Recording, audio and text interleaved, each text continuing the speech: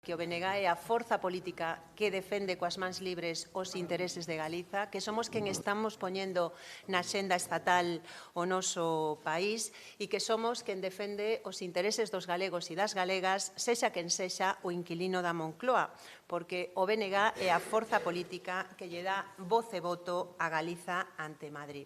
Eu sempre digo que o máis útil para Galiza é un deputado ou unha senadora do BNG coas mans libres para defender os nosos intereses frente ao resto de representantes das forzas estatais que ao final están teledirixidos desde a Rúa Génova ou desde a Rúa Ferraz. E aí están os feitos. E hoxe temos descontos históricos nas peaxes da P9 e da P53 e grazas ao BNG. Se a Ría do Burgo por fin se rexenerou é grazas ao BNG. Se temos unha quita de 4.000 millóns de euros na nosa débeda é grazas ao BNG.